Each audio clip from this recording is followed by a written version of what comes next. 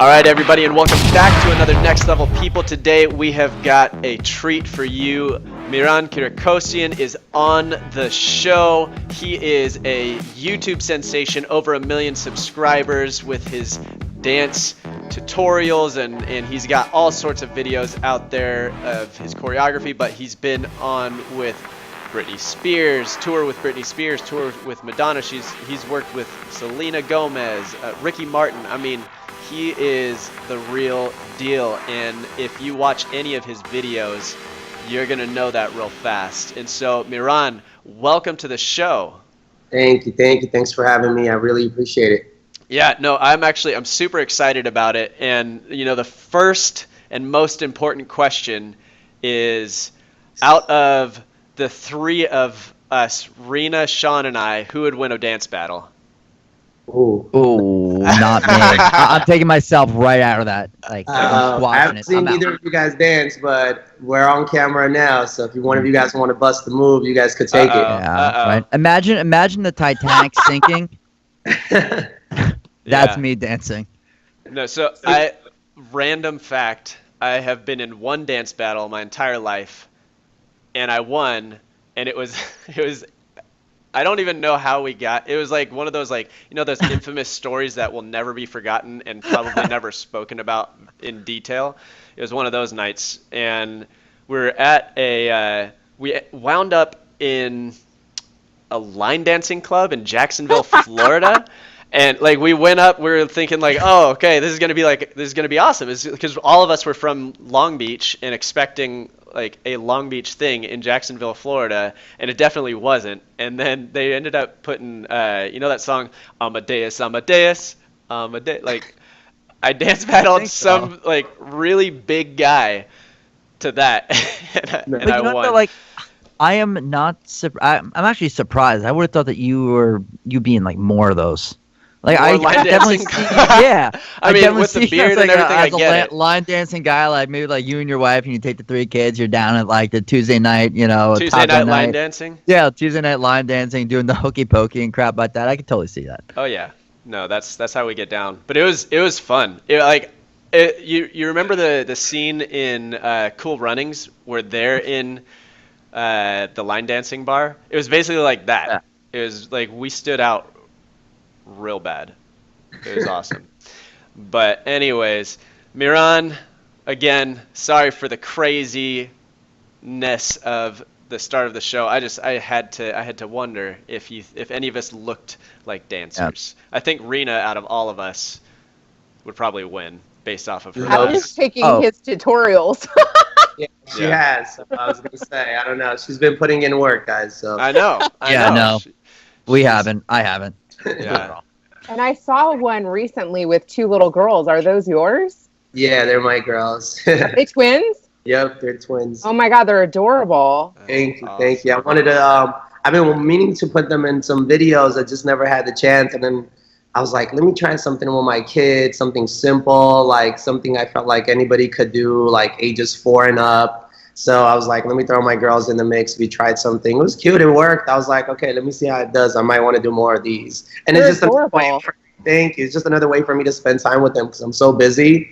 So I'm always like trying to find ways like I can mix in my work and them into my schedule. So we're constantly with them. So that was a good way to collaborate and have them with me all day, and then also film and then go out and swim. And they're just with me all day. So it was fun. That's awesome. Yeah. So I showed my kids. I was like, oh my gosh, you guys could do these moves, because I have one that's 5 and one that's 7. So just a little, you know. I've been so busy too. I've been meaning to actually just send you that link and just be like, can you just practice this with the kids, see if it's something they could do? Because if it is, then I don't mind making more. So. Yeah. That's awesome. Okay, well, that might be something that I could send back to you and not be embarrassed about. That's how Mihran and I actually connected. I reached out to him. I was like, hey, do people send you videos of like the progress they make watching you? He was like, I have a whole Instagram page of that. I was like, oh, well, then I'm not sending mine. No, my husband record me, and I thought I actually did a good job on my first attempt, and then I was like, okay, yeah, no, I'm not going to share that. Yeah. No, it's nothing good can come of that. Yeah. No, it's really awesome. Just honestly, just like getting videos from people like all over the world, like doing a tutorial that you literally just made up in your living room. So it's just mind blowing where we are with the internet and everything. Just kind of, I put up a video and then people from all over the world just start contacting me. So it's been crazy this last 2 years. Yeah. That's awesome, man. And so let me ask you a question. So I want to get to, because this is something that I couldn't find much about on the interwebs. Maybe I'm not that great of a stalker after all. But so born in the 80s in Armenia, and you came to America. You just told me right before I hit record. When did you guys come over? So me and my family moved out here in 92. 92?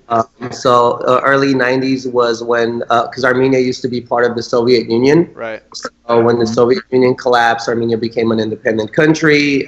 So it was literally like starting all over again.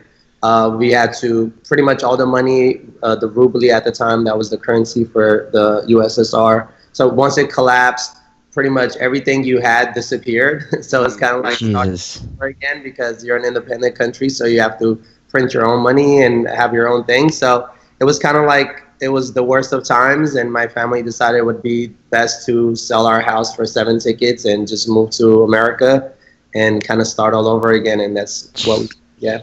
That's amazing. So you're 7 years old. You've got a brother. How old was he?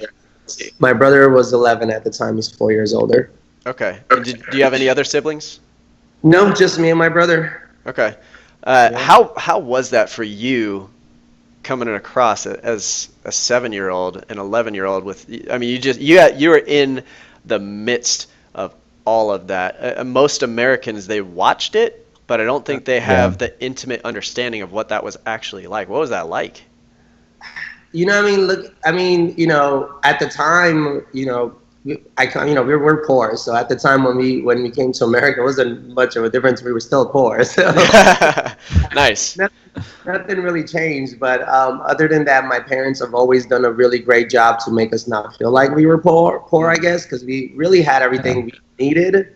We've always had food. We've always had love. And, I've never felt like there was anything missing. There are times I remember when I was really small, like I think the first year or two when we just moved to America, we were staying at my dad's uncle's house because they had already moved in here from the early 70s. So they let us kind of stay with them within the first six, 7 months. And so my dad figured out what he wanted to do and get a job and kind of just figure out what we're doing. It's just literally starting all over again. So, the only times I really remember is, when, we used to walk to our school, the elementary school we used to go to. It was like 7, 8 blocks from where we used to live. And there was a toy store next to the school as well. So I would walk into the toy store and kind of just play with some toys for like 20, 30 minutes because my parents didn't have money to buy toys. So I would go to the toy store, we would play a little bit, and then I would just go to school. So I kind of remember moments like that because I remember later on talking to it about my dad, and we got into a deep conversation, and he reminded me, and then he kind of broke down a little bit, just the fact that we would always go to the store and he was never able to afford to buy me a toy. So he would just kind of play there and then leave.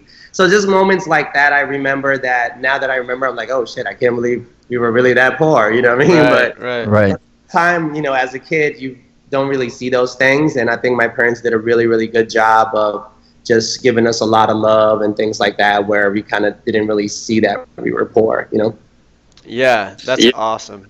And so, now, did the dancing start before you moved over? After you moved over? How'd you even discover your love for dancing? All right, so my dad. It was the Macarena, wasn't it? It was the Macarena. I did hit that era. I remember all of that. So, but my dad was actually a dancer choreographer in Armenia. So he was one of the first dancers to kind of bring the hip hop / pop style of dancing to Armenia. at a time where there was no outside information from other countries because everything was so closed in the Soviet Union. It was whatever you saw and whatever they put on TV. So it wasn't like you could get outside information. But my dad did travel a little bit and go to Russia and other countries where he saw, you know, different artists and different style of music and videos, and he would bring, you know, VHS cassettes and things like that back home, and we would watch and stuff like that. So he got a lot of outside information and started like creating his own dances and doing choreography of things he would find from outside and kind of incorporate to what he knew. So he brought that element of hip hop and breakdance to Armenia. So he was pretty known for that. So when we moved out to America, the only thing he knew was to dance again. So he just kind of created a local dance studio in Glendale City with a bunch of local Armenian kids that were living in the area, and just was like, you know what, this is the only thing I could really know how to do. So let me see if I could start it off here. And of course, everybody was like, what are you doing? That's not going to work here. What are you going to do? Just teach dance and things like that. But my dad went for it. And then, you know, little by little, 1 kid, 2 kids, 3 kids. And then we had a class, 10, 15, 20 kids. And I was part of that class. My dad took me and my brother, and it was just kind of something like I do with my kids now. You know, it was just a way to spend time with my dad, and he would take me there, and it was just time spent with other kids and learning dance. And that's kind of my journey started, but I didn't really take it seriously until I was like 13, where I kind of knew like, hey, this is something I really want to do, you know? That's crazy. How does something like that, I mean, I guess a skill like that, how do you make that into a career? Like, can you maybe walk us through, like, from you were 13, you realized, holy shit, this is what I want to do, to, you know, going on tour with Madonna and Britney Spears? Like, how does that happen?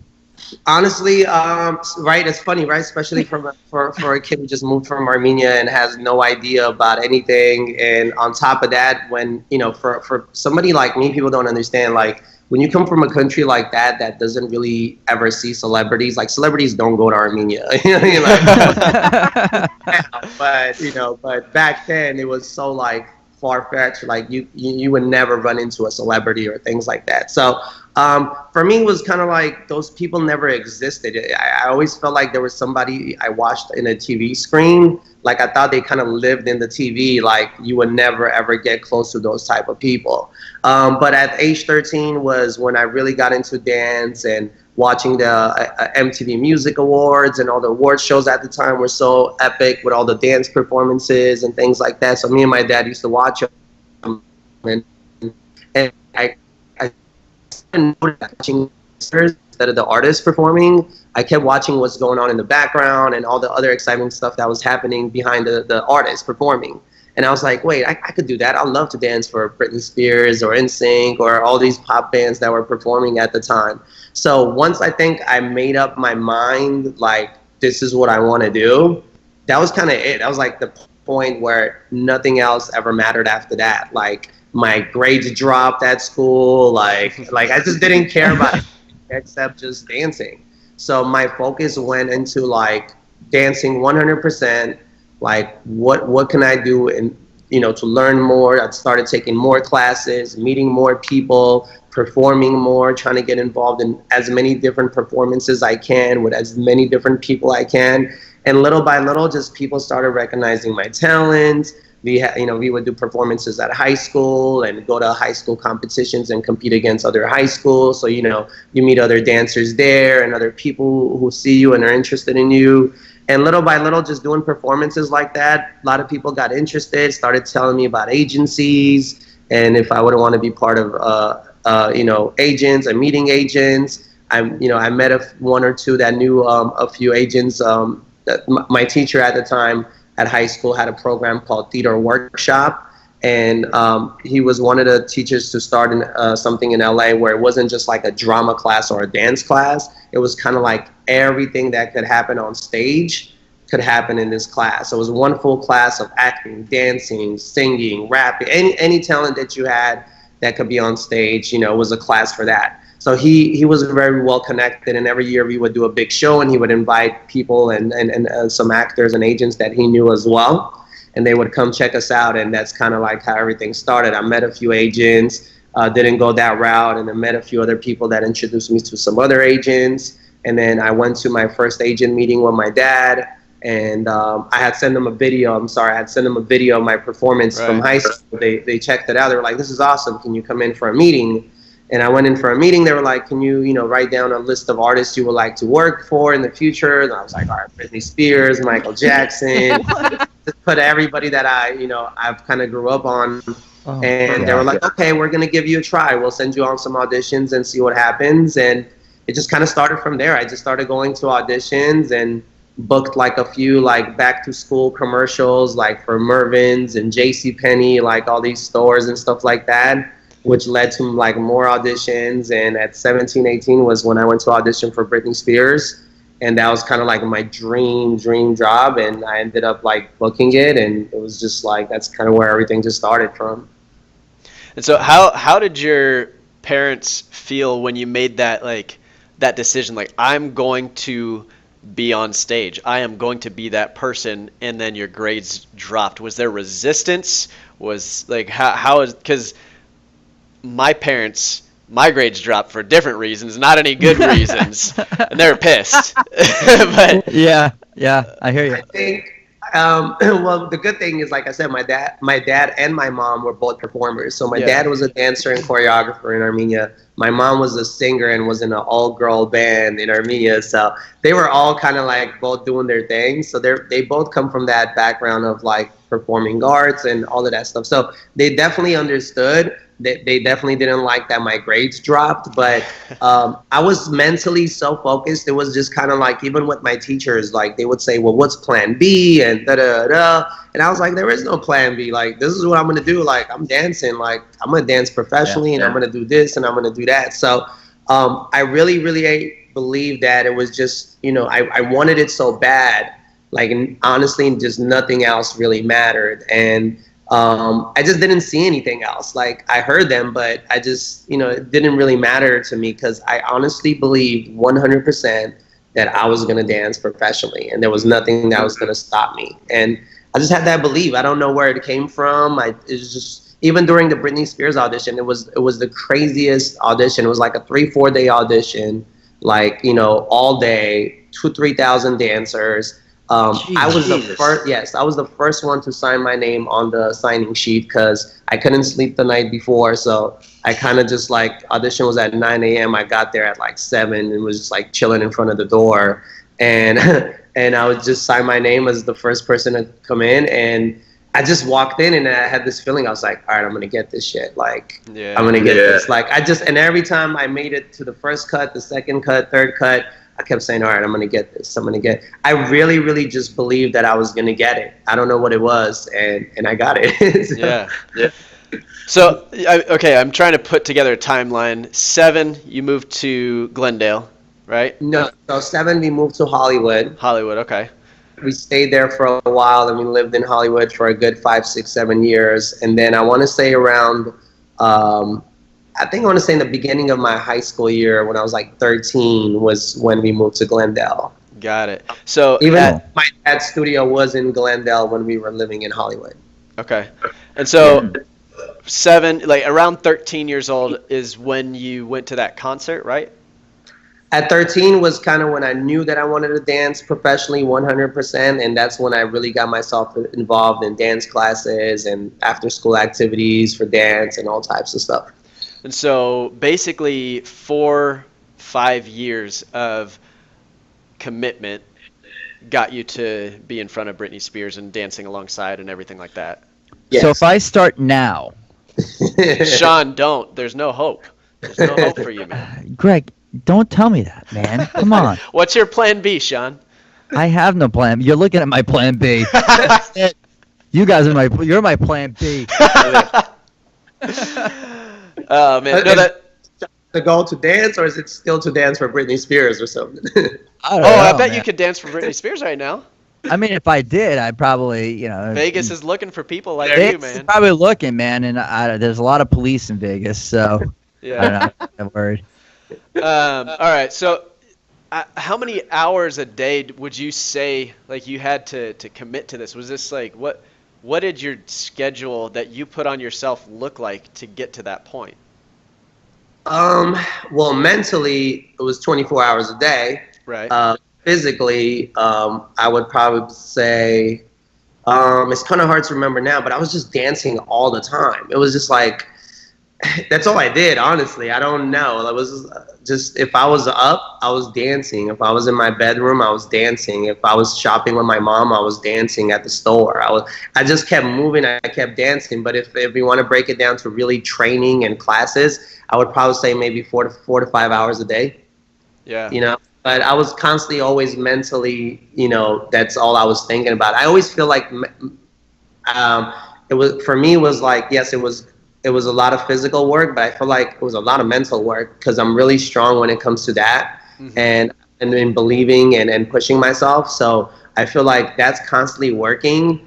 So even when I'm not doing anything physically, I'm still kind of like creating up here, whether it's like steps or ideas or something, you know? Yeah, no, I hear you. And the reason why I asked that is because, you know, I mean, you look at American Idol and everybody believes, they believe they're going to make it. They do. And then it's like, ooh, good Lord, honey, nobody told you, did they? Yeah. It's tricky. Yeah, I don't know. I've always thought about that too when I watch those shows. I go, oh, like, how do you explain that? You know what I mean? Like, how, like, 'cause they believe as much as I believe, but we're not seeing the same thing. So it's kind of like the explanation is they believed and didn't do. You believed and did.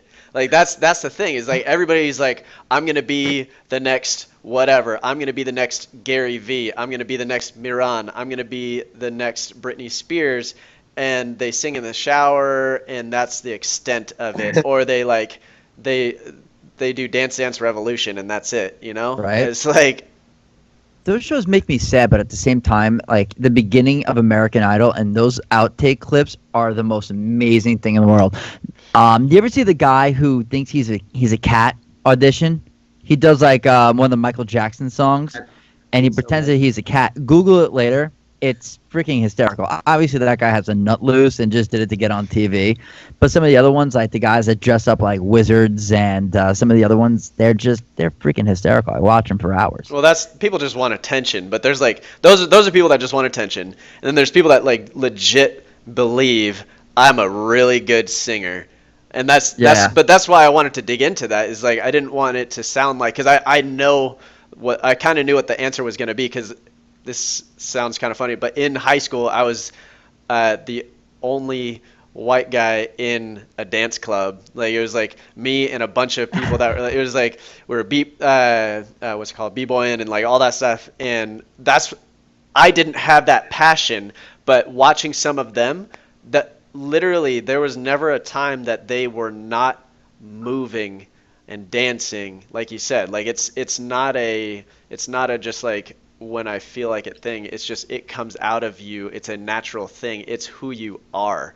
And I think that if like for example Shaun, like you made a joke about it earlier, but if you were to take the next 4 or 5 years and do 4 or 5 hours a day, I mean, you're not going to be as good as Mihran. Let's keep it real about that. But you would be really, really good. And I don't think most people understand that's what it's going to take. And most people want the shortcuts to it. There isn't a shortcut to it. That was 5 years of like you said, the physical side of it is like there are tough things to the physical side of it, but the mental side of doing that for 5 years is the hardest part because, I mean, were there any moments where, like, talk to me about the discouraging times because, yeah, you had the determination or whatever, but talk to me about the discouraging, the times where you're like, this just isn't going to work. I don't know if this is going to, if I'm actually going to be able to do that. What does that look like for you? Well, I mean, first of all, I feel like it wasn't just 5 years. Mentally, I've always thought of like that since I was 7 years old. So I always thought I had to do something great or something big or just, something like on another level, So that's kind of always been my train of thought. Like I've always wanted to be somebody or do something special. So I feel like my mind has always worked like that.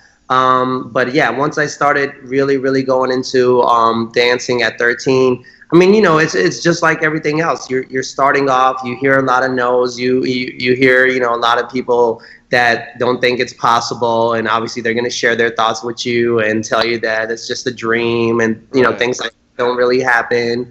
You have a lot of people promising you, you know, dance jobs and gigs and don't come through, or it doesn't, you know, or false promises about different stuff. So it's a whole bunch of all of that you just have to go through all the time. But even with the Britney Spears thing, I actually auditioned for her before I got, you know, I auditioned for her at 16, a year or 2 years before, and I got cut. You know, so, you know, I was like, oh man, this was my dream, and I got cut. And I can't even remember how far I got. I think I just got cut from the first, I want to say from the first cut, or I think I even got typecast. I think I didn't even dance. I can't really remember. So let me ask you, I mean, does Britney herself, is she there on those types of auditions, or like the artists that you're there dancing with or auditioning for? Are they there, or is it just their people? Like, what is that? How does that work?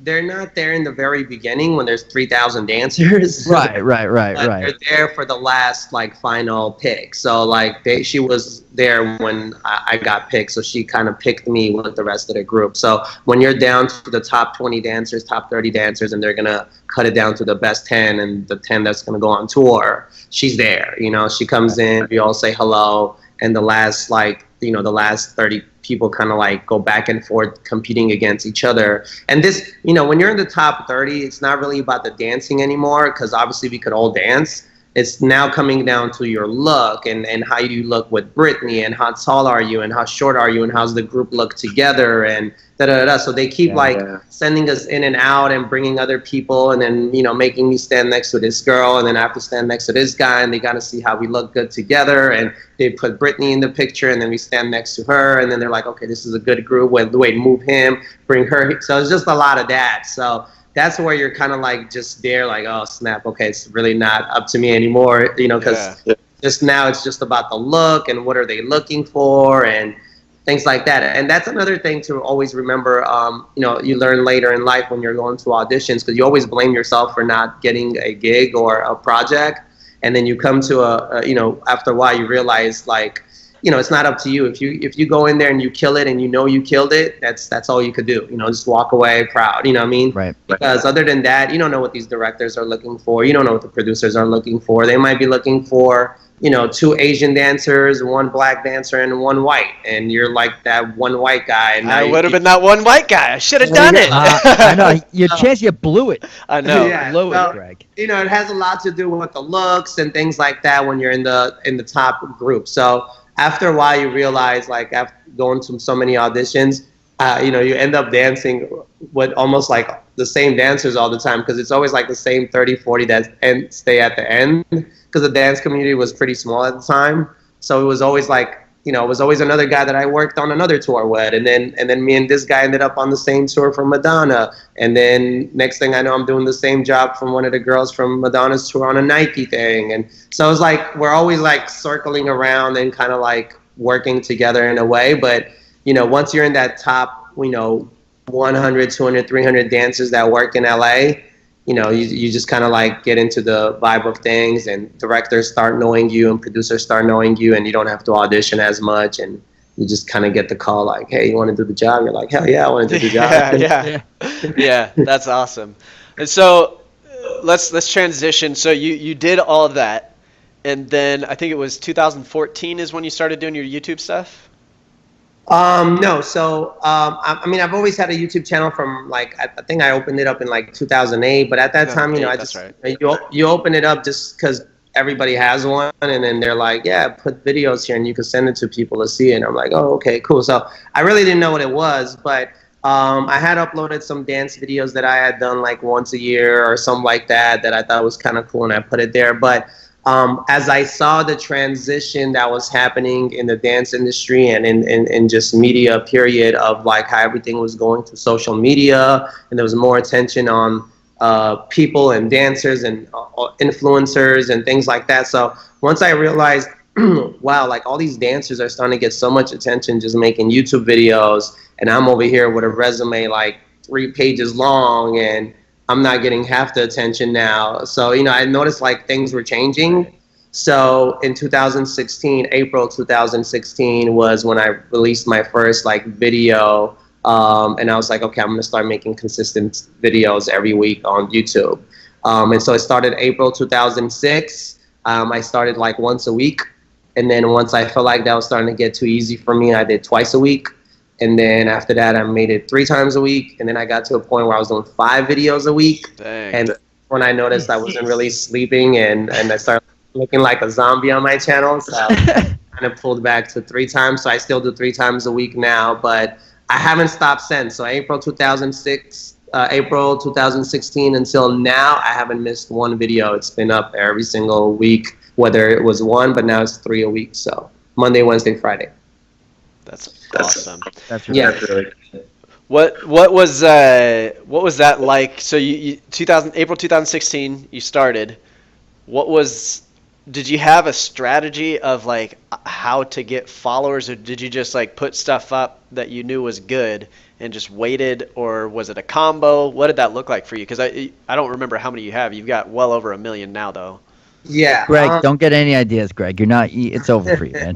Just stop. Wait, no, watch. The only strategy was to be consistent. You know what I mean? Like not to stop, because there's a lot of things I've done in my career where, you know, different business ventures and things that I've taken on, and you know, when it got harder, I kind of gave up. Not gave up, but I just kind of stopped. You know, I mean, I don't know. I think I was just looking for that like quick win, or like thinking that it was gonna happen fast. But after doing that a couple of times, you realize nothing good happens fast. So, you know, I just released the first video, and I was like, okay, let's see what happens. You know, I just put it up there, and I just started like putting up one every week. Like I didn't really think much of it, but you know, in the beginning you have, you know, a few views, 1 or 2 comments. You're like, all right, this is cool, you know, like let's see where it goes. And then little by little, people just started catching on. I think it was the panda video that kind of like. That was a good video.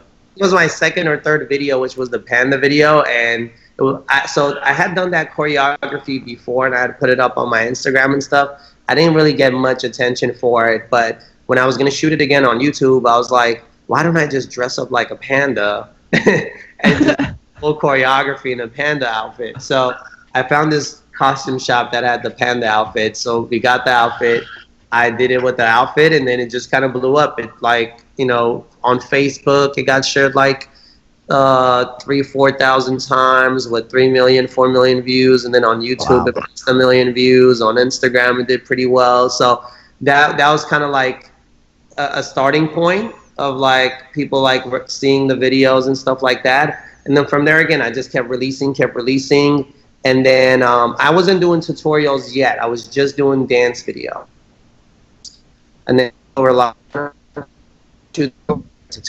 I was going to learn on YouTube, and who the hell wants to learn in their living room? Like, I still didn't understand it, but I just started doing that, and then I created this one video, which I swear, like, if you killed me like 5 years ago, I probably wouldn't have even done it. It's called 3 Simple Moves for Beginners, and the hardest thing for dancers is to make like beginner videos, because you feel like it's so easy, and then at the same time you forget that not everyone is a dancer.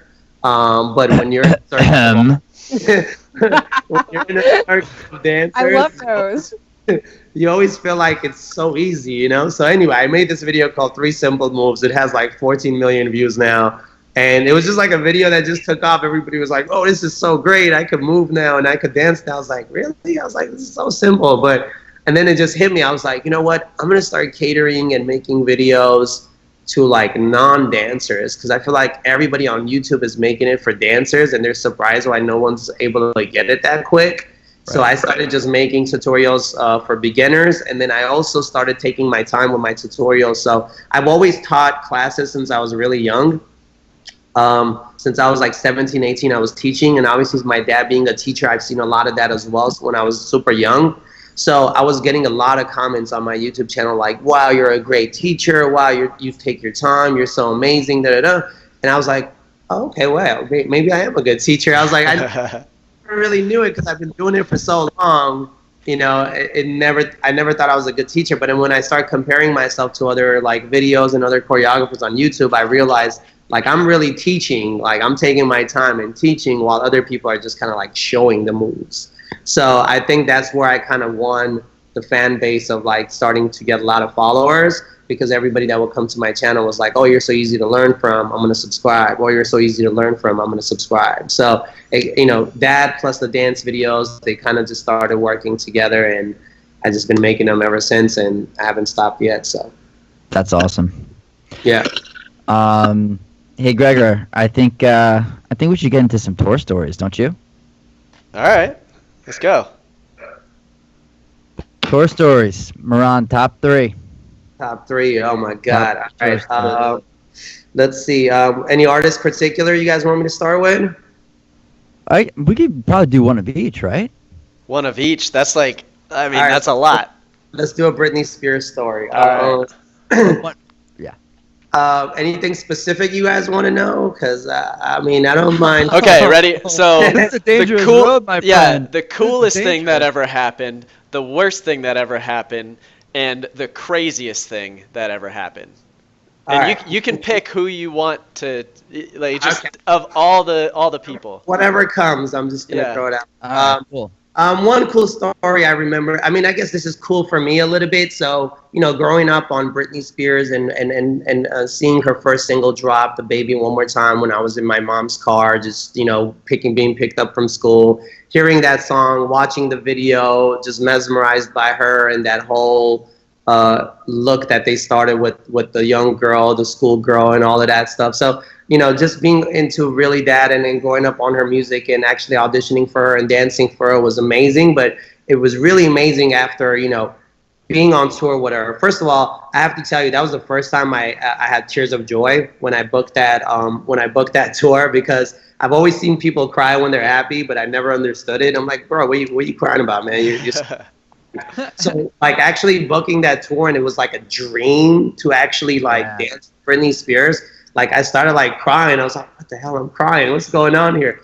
And you know, it was just like, that was the first time I experienced tears of joy. But the funny story as far as tour goes, so Britney used to live in New York at the time, and you know, randomly she would just want to like go and do things without her bodyguard and stuff. So there's this one time we just got up, and she was like, let's go over to she wanted to go to another hotel or something. So we all hop in a cab. It's just me, it's Britney, and one other dancer. So we're like in a cab with Britney Spears, and the whole time in my mind I'm like, what the hell are we doing in a cab with like Britney Spears? Or just like riding around. And the craziest thing is like, people see her and they think it's Britney Spears, but they don't believe it's Britney Spears because she doesn't have the bodyguards and things like that. Right. So it's just a crazy feeling walking down Manhattan and just walking down, and people just like do a double take and they're like, is that Britney Spears? Is that Britney Spears? And you could hear people in the background, it's not Britney Spears. Why would she just be walking around? You know, like, so that experience with Britney just walking around and just going and doing regular stuff where people didn't really believe it was her. And then another cool thing that happened with her was just me being in her, we were at her house in New York, and just seeing Britney Spears do normal stuff, like vacuum her room. It was just crazy. We're just like chilling there, and she just had like some cream on her face and stuff like that, and she was just vacuuming her house, having a conversation with us. And in my mind, I'm all like, this is crazy. Like, I'm in Britney Spears' house while she's vacuuming, and we're just so funny. Yeah, so that was definitely crazy moments just to see you know, like a celebrity that, you know, you always think of, like, you know, you always have these visions of these people, and then now you're like hanging out with them, and you're like, they're so like regular, you know, just like you know, and you don't really realize that until you're like spending time with them, and you're like, oh, okay, they're just like normal people, you know. So that's definitely like a great experience that I've had with her. With Madonna's been crazy, man. Madonna's been like, I would say with her is the reason why she is where she is because she's so super hardworking. It's mind blowing. Like, for somebody like, you know, to be, you know, our show would start at 9 p.m. and every single day we would have to be at the venue at like 12 p.m. like 9 hours before, going over like stuff she didn't feel comfortable the night before, or if somebody messed up on something or a cue or something. So she has this crazy work ethic that proves why she is who she is and where she is, because obviously, if you're going to compare like vocal abilities, she's not like the most amazing singer, Right. but as a performer and as just a workaholic, as just a boss lady, I feel like she kills it. Like, to see that lady at the time when I was dancing, she was like 45, close to 50, and like working harder than us, and just like singing and dancing and like moving rehearsals and then recording and this and this and that. She's just a beast, man. Like, there's nothing you can say about her. I don't care if you're a fan or not. When it comes to like work, like she puts in work. Like, so she's definitely somebody that, is an icon for real, because those are the people and that just proves like, I feel like work ethic always beats talent. Like, she just works, what I mean? She's crazy. So with her, man, I've had some crazy experiences. I'm trying to see if I could think of a funny story or something. I mean, we've had some crazy moments with her too, where we just randomly in Chicago. I remember one time we just went to the movies with her. She just wanted to go watch a movie, so we pretty much like closed down the whole movie theater just so we could go watch a movie. Just like, stuff like, things like that. Like, I can't really quite remember anything too crazy with her. But she always knew what was going on. Like, she knew everything that was happening on tour. Like, if the dancers and the band or whatever went to a strip club the night before or whatever, we come into rehearsal and she'll stick her booty in my face and be like, oh, does this look familiar? And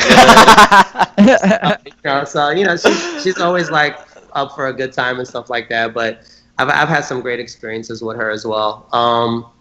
But yeah, I mean, that's kind of the only stuff that I could really remember. Some of the other stuff are a little too personal that I think I've signed contract not to say anything. Oh, right. So I can't really have them reaching out to me about this later on. So, but other than that, it's definitely been great times. Just amazing times traveling the world and doing what you love. Yeah. That's awesome, man. Yeah. Very cool.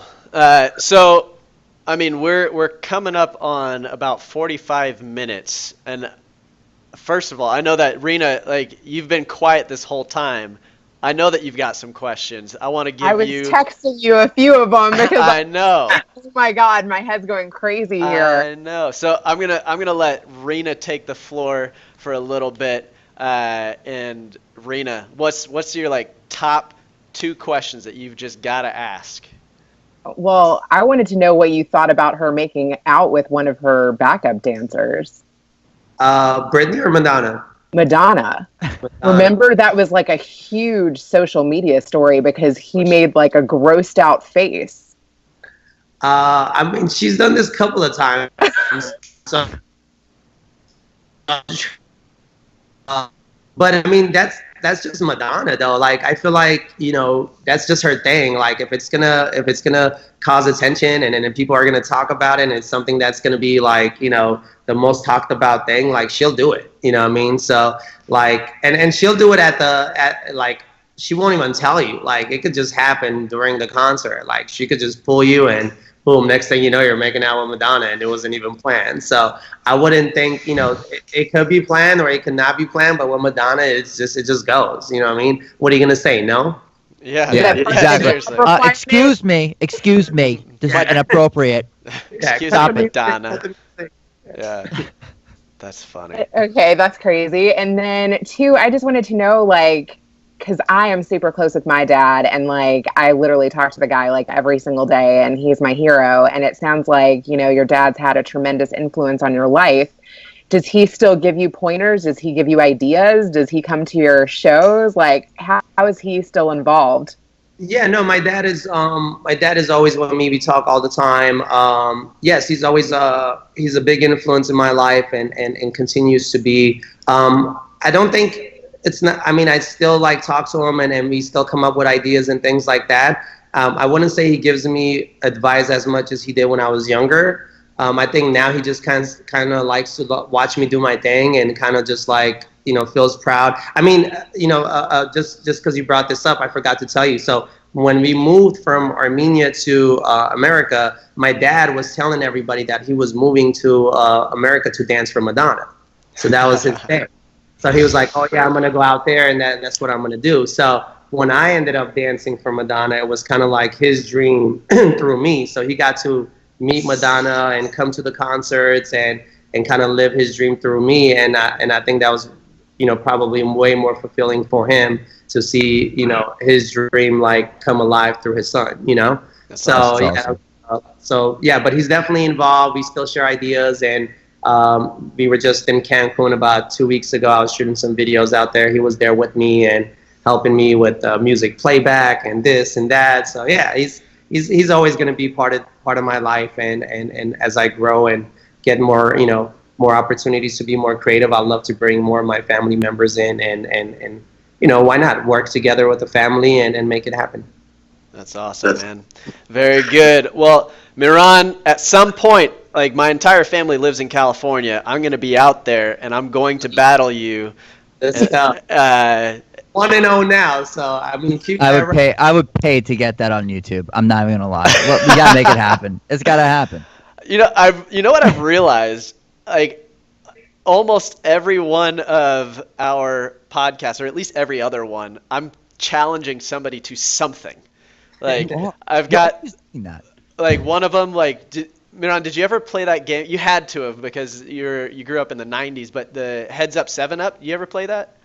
It sounds so familiar. How did it go? Too. So like, all right. Let's say I did at school. Yeah, exactly. Yeah, school game. It's so I challenged somebody to like a game of Heads Up 7-Up, a hot dog eating contest, and now a dance battle. So nice. All right. It'll be well, good. Listen, I'm ready. I'm in LA. Anytime you want to bring it, we could film it, put it on the channel. Let's so do here you it. go. I'm gonna watch your videos to help me do that. I'll bust my own moves on me and stuff. Get me all show. That's awesome. I'll show up in like a sloth costume instead of a panda one. It'll be kind of like a panda but different. Nice. But anyways, man, Mihran, I have really enjoyed the thing I love about this is I get to dig into what makes you you. Like yes, you can dance. Yes, you've done some amazing things, but I love hearing the heart behind who are you? Like what makes you Mihran? Kind of like, I mean, it's almost like we got to see you in your house vacuuming with cream on your face kind of thing, you know? And kind of a little bit. But I mean, that's like, I love that you are so down to earth. Like you could very easily have a big head and you don't. Like you are very humble, and I love that just how you've talked about your success. And so again, thank you so much for being on. If somebody wants to find you, obviously they can go to YouTube, just Google Mihran Kirakosian and you will find him. He's everywhere. So Mihran, again, thanks, man. Thank you, man. Thanks for having me. Appreciate it, man. Thank you. Thank you, guys. I appreciate it.